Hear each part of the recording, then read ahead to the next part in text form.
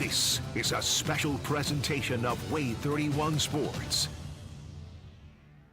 It's the McCurry Van and Car Rental Big Game Friday night.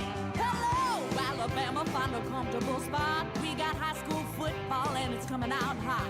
Now here we are and the lights are shining bright. We've always been. Yeah, Wave 31 is rocking all right. Big Game Friday night. Max Cohan, Trevor Denton. It's the McCurry Van and Car Rental Big Game Friday night. It's the battle for Madison in our game of the week as James Clemens and Bob Jones meet for the 13th Madison Bowl. Well, out at Civitan Stadium, a battle of two teams who've been playing each other since the 30s. The Panthers battling the Red Devils in our rivalry game of the week. Hello and welcome into the Week 2 edition of Big Game Friday Night. Max Cohan along with Trevor Denton. And the first couple weeks of the season have provided us with lots of entertainment, but now it's time to get to the games that matter. Region play is underway, and some of tonight's contests will impact who is playing in November. That's right, these are high stakes. Region games always mean more, but they mean even more when you get to face a classic rival, and there are a few more heated than the others, and that happens a lot with district foes. Yeah, and in Madison, they circle the Bob Jones-James Clemens game on their calendar as soon as it's announced. So let's not waste any more time getting out to Madison City Stadium, where Paige Meyer has our recap of the Madison Bowl. For their first region game of the season, it was an intense matchup between district rivals James Clemens and Bob Jones. Both teams came into tonight undefeated, but only one could come out on top. James Clemens ended up taking this one 34-31. Let's take a look at some of those game highlights. The rivalry started off with a bang as the National Guard dove into Madison City Stadium. The Patriots lead this one with a good run here by number 1 Malachi Foster. But that run is short-lived as James Clemens gets the interception by number 15 Miles Taylor. But wait, the Patriots don't go down without a fight as the Jets' ball is snagged by number 9 BJ Carter. The first touchdown of the night goes to Bob Jones with the nice catch in the end zone by number 11 Reese Dorsey. But it doesn't take long for the Jets to come back with a massive run by number 3 MJ Gideon, bringing the score 7-7. Bob Jones' rebuttal is unsuccessful with no points put up on the board. James Clemens dials in with the ball now in their possession with a big catch here by 21 Alex Lively. A few tedious plays later, another Jets 6 points on the board by number 0 Cam Berry, putting James Clemens up 14-7 at the end of the first quarter. And the Jets don't lose steam there with an impressive run at the kickoff return by number 9 Wyatt Willis. And he's still going. Willis's big run leads to a Jets touchdown with an unreal catch here by Alex Lively. To end the half, James Clemens has Bob Jones 27-17. We're at Madison City Stadium right now. I'm joined with James Clemens head football coach Chad McGee. You just won your second game of the season. How are you feeling right now? Well, we're 2-0, so I feel really good, and it's always good to play a game like this against your rival and kind of get those bragging rights for the year. That game was pretty close. Came up to the last few minutes. What do you think was the deciding factor tonight? Our kids and their resolve and their experience. We've got a lot of guys that played 10th, 11th, and 12th grade and have played Gardendales and Mountain Brooks and Hoover and all top-notch teams. So they've been in the fight, and they never get too high and too low, and just kind of felt like we were going to be able to pull it out at the end. You guys made it to the playoffs last year. Is that your goal this year, or what is your top goal for this season? Well, our goal is always to win the first game and then to win the city in this one. And it's now we're 1-0 in the region, which making the playoffs is our next step, and it's always a goal for us to do that, is make the playoffs, and then if you're lucky to do that and try to win them, compete for a region championship. Thank you so much. Congratulations, and go celebrate. Now that just about wraps it up here at Madison City Stadium. Again, James Clemens ended up taking this one 34-31. Reporting in Huntsville with coverage you can count on. Paige Meyer, Wave 31 Sports. Man, Paige got the lucky straw getting to cover that one. We were hyping that one all week now. They don't always live up to the hype exactly. That one seems like it exceeded it. A double overtime or an overtime classic 2 years ago. Now another classic in the Madison Bowl tonight. Yeah, not every big game Friday night ends up being an actual big game on Friday night, but that one is going to go down in the record books. 100%. Incredible game. Well, let's stay in 7A Region 4 and check in on another good one between Sparkman and Austin. The Black Bears looking to move to 3-0 as they host the Senators, and if there's one thing we know about this Austin team, it's that Gavin Fuqua is going to get the ball. This time he makes the catch and goes for a nice jog, but he can also fly. It's Air Fuqua going over the goal line for the touchdown as Austin, they do it again in overtime, 31-30. Speaking of region foes, Huntsville and Grissom have been playing meaningful games every year since 2006, but the Panthers have gotten the best of the Tigers in each of their last 3 meetings. Both teams entered the game tonight without a loss and hope to keep it that way, and right from the start, defense told the story. Handoff to Jackson Spencer, but he's got nowhere to go as Jordan Miles sends him to the turf and lets everyone know not to try him. Huntsville couldn't get anything going, so now it's Grissom's turn and they go to the ground game. Just kidding, it's Seth Lieburn tossing it over the middle to Tristan Taylor, and the Tigers rumble downfield, but that drive would come out empty. So the Panthers have the ball again, and now Wyatt Smith is looking to throw it, but it ends up being a mistake as this one winds up in the hands of Keon Johnson. But once again, the Huntsville defense would prevent them from doing anything with it, so Smith has another shot. And oh no, that is not what you want to see. He throws it to another guy who's not on his team. Jadarius Hall was all over that one, and the Grissom guys are fired up.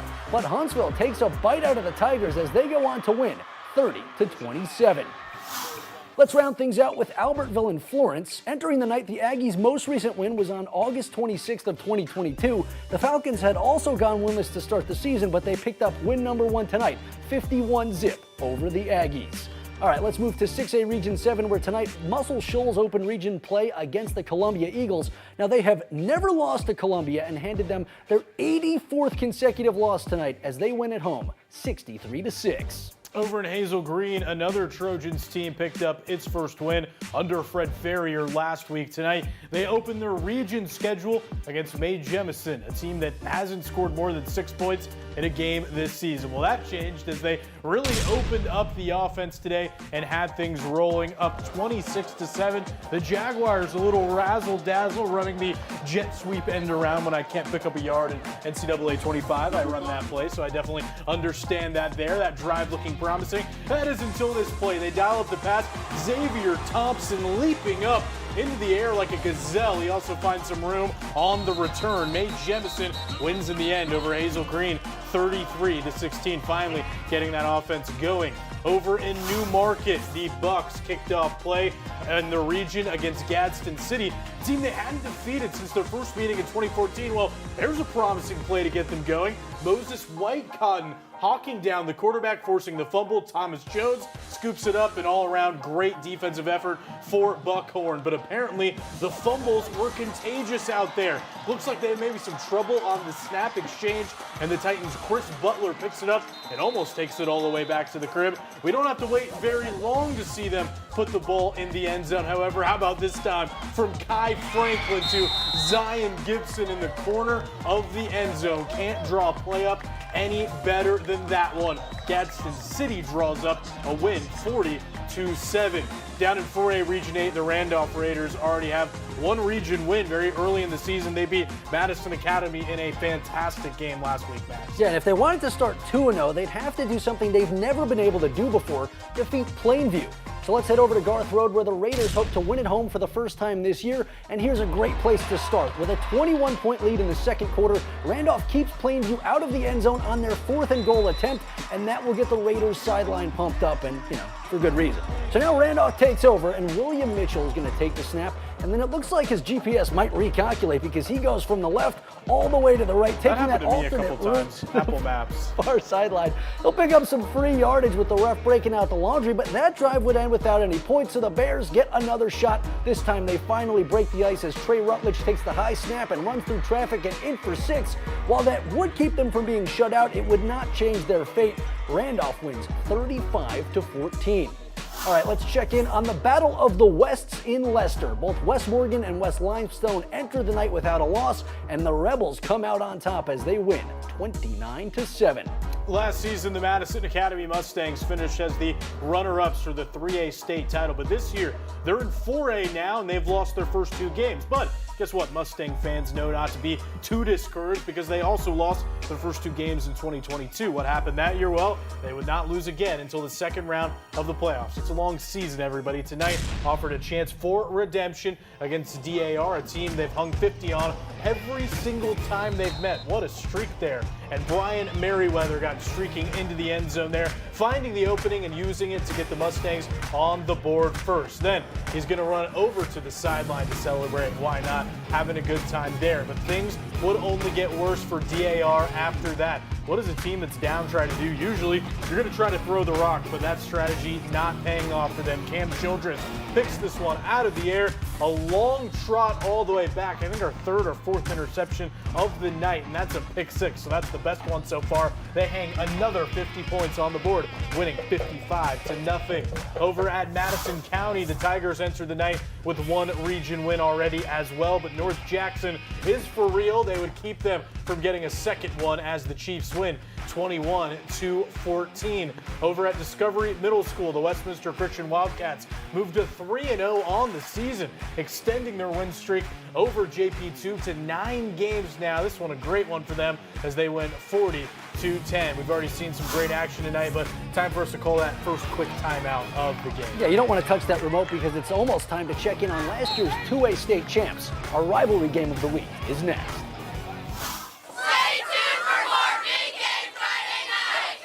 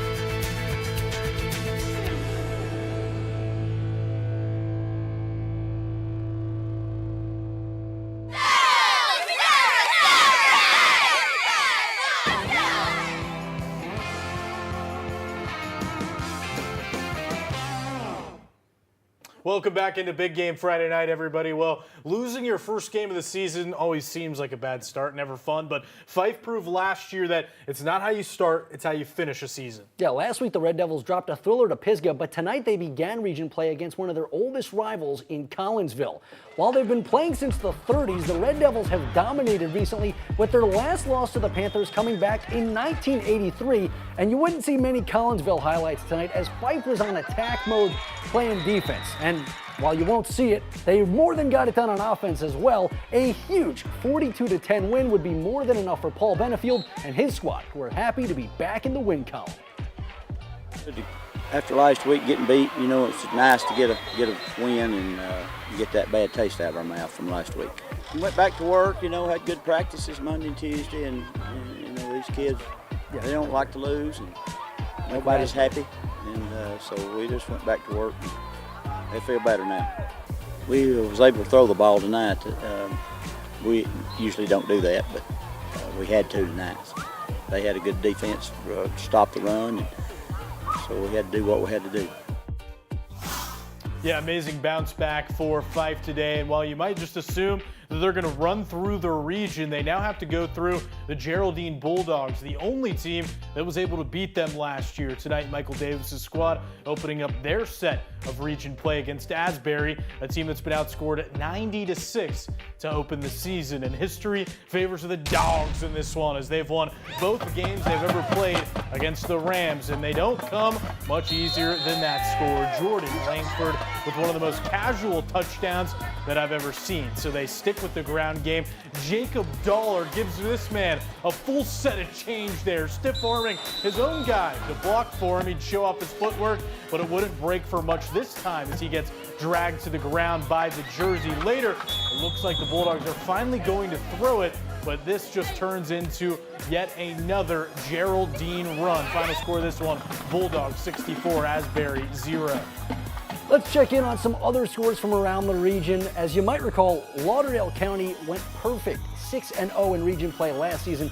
Tonight, their quest to repeat against Elkmont started, and they did it, winning 49-8. And of course, you can never forget about Mars Hill. Darrell Higgins' squad put on a show in their first two games. In their third against Colbert County, the Panthers won again as the Indians over the Indians 45-21. All right, well, it's time for us to call our second timeout of the night, but we're not even close to finished. Yeah, stick with us. We'll get into 5A Region 8 after the break. Stay tuned for more Big Game Friday Night! Go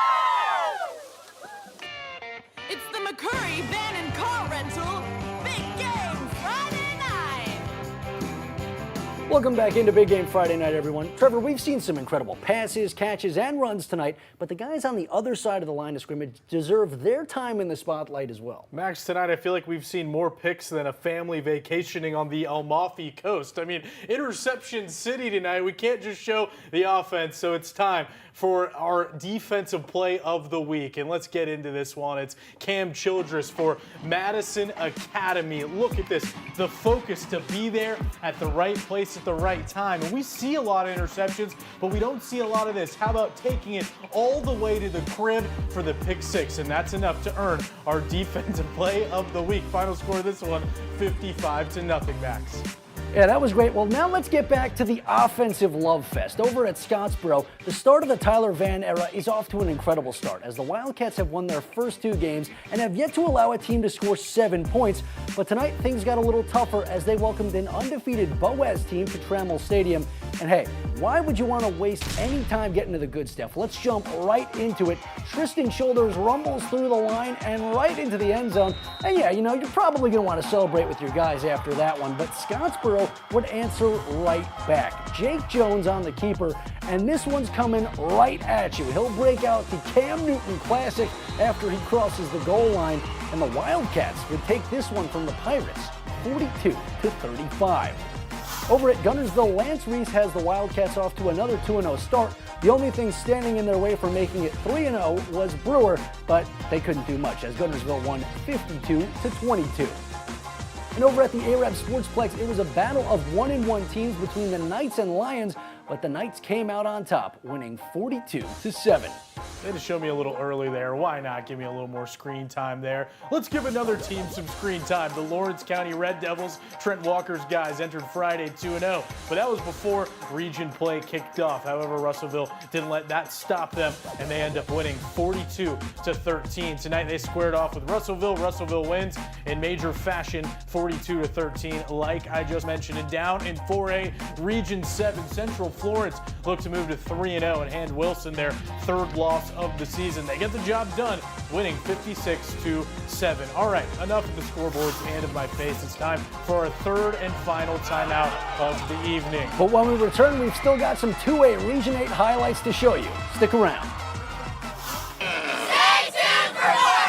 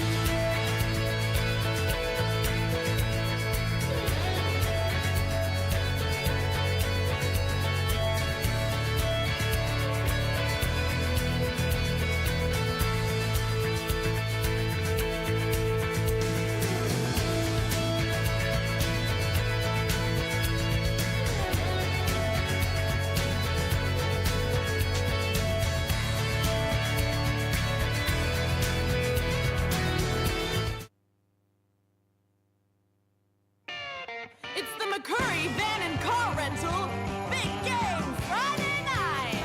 This is the Bob Jones Band, and you're watching Big Game Friday Night on Way 31.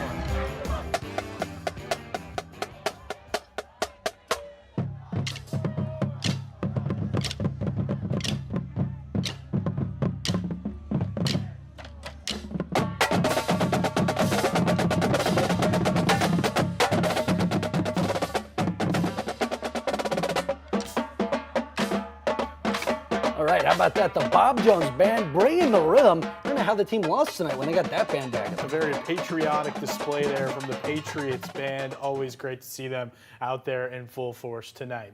And you know, classification change, also part of high school sports, much like the bands, and you can ask Decatur Heritage all about that. Yeah, the Eagles had played all of their previous seasons at the 1A level, but last year they won the Region 7 title. Now they're playing their first 2A season. So with the new level comes a new matchup. Lexington and Decatur Heritage meet for the very first time. And who doesn't love a punt? Wait, hold on. That's a fake punt. Whoa. How about that? Severius Evans fools everyone as they pick up a first down, and then eventually they'd have to punt it away, but would be all right because Lexington fumbles right around the end zone, and Decatur Heritage scoops it up and scores it.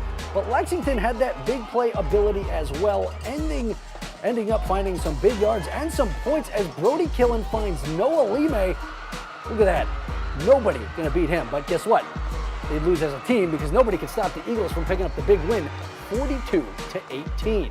Coach Nikita whipping up some stuff in the lab there with that fake punt. In the last 2 years, Pisgah has only lost 5 games. They've been whipping up some good stuff. 4 of those were against Fife. Now with the Red Devils out of their region, the Eagles have their sights set on the region crown of their own. To get there, you got to take care of business from start to finish, beginning tonight against Section, and that's what Pisgah came to do. The Eagles winning 55-14. How about North Sand Mountain? The Bison off to a 2-0 start, outscoring opponents 74-6, and that was before tonight's game against Sand Rock. Sand Rock blanking them 16-0. And if you thought the Friday night lights were bright, just wait until tomorrow, Max. Yeah, we've got another great slate for college football tomorrow with Alabama and Auburn both fresh off Week 1 wins. The Tide and Tigers will turn their attention to the Golden Bears and Bulls.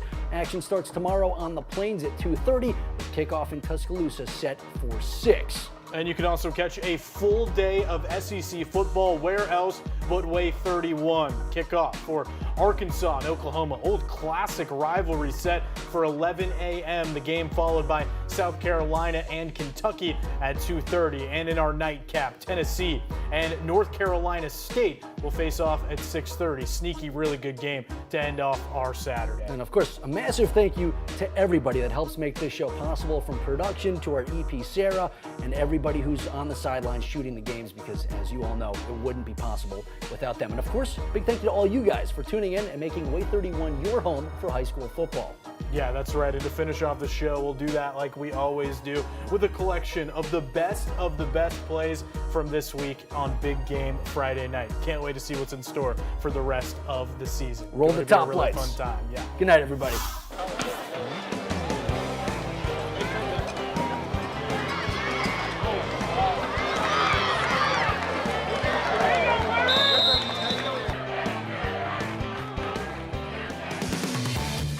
You've been watching a special presentation of Way 31 Sports.